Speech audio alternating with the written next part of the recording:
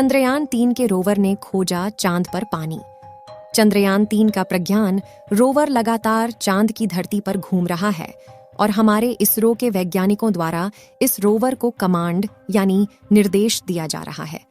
चंद्रयान का प्रज्ञान रोवर चांद की धरती पर एक्सपेरिमेंट कर रहा है और वहां की जानकारियों को फोटो के साथ इसरो के वैज्ञानिकों के पास भेज रहा है। प्रज्ञान रोवर में लगाए गए लेजर ब्रेकडाउन स्पेक्ट्रोस्कोप, जिसे LIBS का नाम दिया गया है।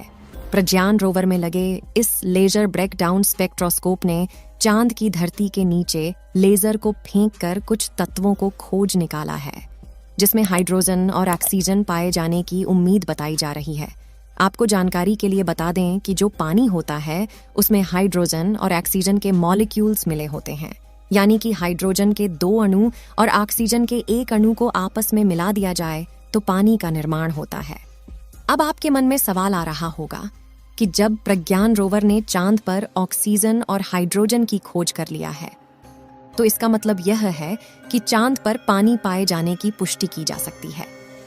चंद्रयान-3 ने चांद पर पानी को खोज कर लिया या नहीं, इसको जानने के लिए वीडियो को अंत तक जरूर देखें।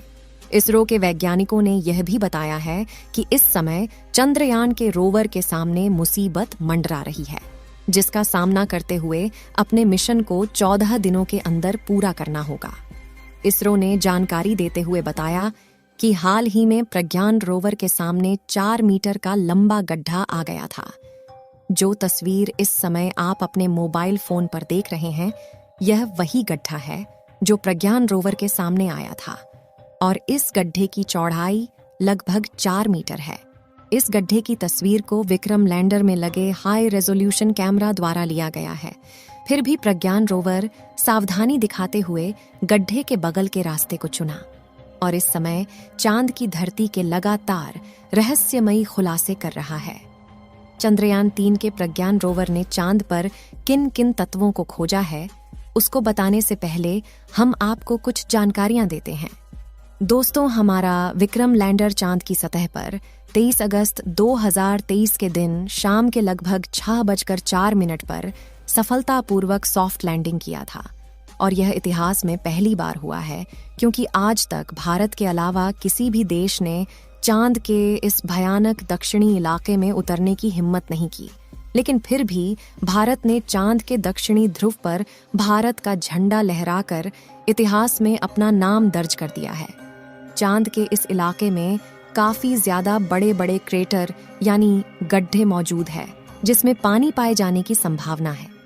24 अगस्त के दिन चंद्रयान-3 का प्रज्ञान रोवर विक्रम लैंडर से धीरे धीरे बाहर निकलता है और इतिहास रचते हुए रास्ते में भी वह चांद की धरती पर इसरो का लोगो और अशोक स्तंभ की छाप छोड़ते हुए धीरे धीरे आगे बढ़ता है।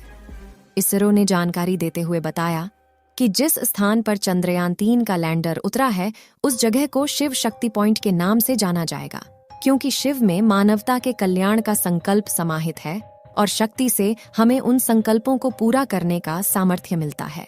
दोस्तों, इसरो वैज्ञानिकों के अथक प्रयासों और करोड़ों भारतीयों के दुआओं के नतीजे आज हमारा चंद्रयान-3 चांद के दक्षिणी ध्रुव पर अभी भी शान से खड़ा हुआ है और इसे चांद पर लैंड किए हुए 1 हफ्ता हो चुका है और अब यह मिशन बस 1 हफ्ता और चलने वाला है, जिसके बाद चांद पर फिर से 14 दिन के लिए रात हो जाएगी, क्योंकि प्लान के अनुसार लैंड करने के बाद उसे 14 दिन रिसर्च का काम करना है।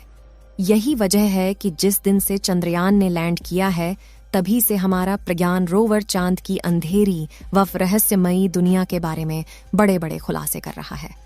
इसके साथ ही यह चांद की जमीन पर भारत की एक ऐसी अमिट छाप छोड़ रहा है जो आने वाले कई सालों तक नहीं मिटेगी। जैसे ही चंद्रयान-3 ने चांद की धरती पर लैंडिंग की, हम सभी ने चंद्रयान मिशन के कामयाब होने का खूब जश्न मनाया। लेकिन सही मायनों में देखें तो यह मिशन वहां पूरा नहीं हुआ था, बल्कि लैंडिंग करना तो इस मिशन का सिर्फ एक हिस्सा था, जबकि आगे बहुत काम किया जाना बाकी है।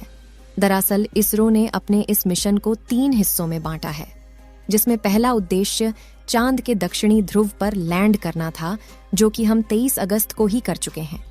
इसका दूसरा उद्देश्य प्रज्ञान रोवर को सफलतापूर्वक चांद की सतह पर उतारना और एक जगह से दूसरी जगह भेजना है। और यह उद्देश्य भी पूरा हो चुका है, क्योंकि लैंडिंग करने के सिर्फ 4 घंटे बाद ही इसरो वैज्ञानिकों ने प्रज्ञान रोवर को चांद की सतह पर उतार दिया था। ये काम पूरा होने के बाद अभी तीसरा उद्देश्य बाकी है, जो है चांद पर रिसर्च और परीक्षण करना। और आपकी जानकारी के लिए बता दें कि इसरो के वैज्ञानिकों ने अपने उद्देश्य को पूरा करने का काम स्टार्ट भी कर दिया है और लगभग आधा मिशन पूरा भी हो गया है, जिसमें प्रज्ञान रोवर ने चांद की मिट्टी में उपस्थित मिनरल के बारे में बताया है। चंद्रयान 3 ने कुछ मिनरल के बारे में पता लगाया है, जिनमें aluminium, calcium, iron, chromium, titanium, manganese, silicon और ऑक्सीजन भी शामिल है। इसके बाद इसरो ने बताया कि प्रज्ञान रोवर और विक्रम लैंडर में लगा पेलोड उपकरण एक्टिवेट कर दिया गया है और सारे सिस्टम एकदम सही तरीके से काम कर रहे हैं। तो अब यह सवाल आता है कि रोवर चांद के इस इलाके में इसके अलावा कौन कौन सी रिसर्च करने वाला है। चलिए दोस्तों, पहले हम आपको प्रज्ञान रोवर के बारे में थोड़ा जानकारियां देते हैं, क्योंकि यह एक बहुत ही खास रोवर है और इस वीडियो से जुड़े सभी सवालों के जवाब भी इसी में छुपे हुए हैं। असल में दोस्तों, प्रज्ञान रोवर एक रोबोटिक रोवर है जो अपना सारा काम खुद से निपटा सकता है। और सबसे अच्छी बात यह है कि यह पूरी तरह मेड इन इंडिया है, यानी इसमें लगा एक एक साइंटिफिक उपकरण इंस्ट्रूमेंट इंडिया में ही बनाया गया है। इसके अलावा अगर बात करें तो इसकी लंबाई 91.7 सेंटीमीटर, चौड़ाई 75 सेंटीमीटर और ऊंचाई 39.7 सेंटीमीटर है। साथ ही इसका वजन 26 किलोग्राम है। यहाँ गौर करने वाली बात यह है कि 26 किलोग्राम का वजन पृथ्वी पर है। अब क्योंकि चांद की ग्रेविटी पृथ्वी से 6 गुना कम है, तो ऐसे में चांद पर प्रज्ञान रोवर का वजन सिर्फ 4.5 किलो के करीब रह जाता है।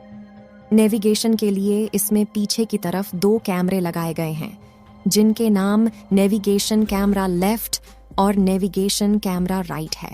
यह कैमरे प्रज्ञान रोवर की 2 आंखों की तरह है, जो इसे सामने मौजूद बाधाओं के बारे में अवगत कराते हैं। इसके अलावा इसमें ऊपर की तरफ सोलर पैनल भी लगाए गए हैं, जो इस रोवर का सबसे अहम हिस्सा है। दरअसल प्रज्ञान रोवर पूरी तरह से सौर ऊर्जा पर ही चलता है और इसके लिए इसमें लगाए गए सोलर पैनल 50 वॉट बिजली उत्पन्न कर सकते हैं। इसके अलावा इसमें एक एंटीना भी लगाया गया है, जिसके द्वारा यह जानकारी को विक्रम लैंडर के पास भेजता है और विक्रम लैंडर चांद का चक्कर लगा रहे आर्बिटर के पास जानकारी भेजता है और आर्बिटर उसे जानकारी को इसरो के वैज्ञानिकों के पास भेज देता है। चंद्रयान 3 ने ऑक्सीजन की खोज कर ली है। अगर यह चांद पर हाइड्रोजन की खोज कर ले तो चांद पर पानी की पुष्टि की जा सकती है। इस वीडियो को 1 लाइक जरूर करें और अपने मित्रों तक इस वीडियो को शेयर करें, ताकि उन्हें भी जानकारी मिल सके। और भी नॉलेजेबल वीडियो के लिए अपने भरोसेमंद चैनल को सब्सक्राइब जरूर करें और बेल आइकन को ऑल पर सिलेक्ट करना बिल्कुल ना भूलें। मिलते हैं किसी और नॉलेजेबल वीडियो के साथ। वीडियो को अंत तक देखने के लिए धन्यवाद।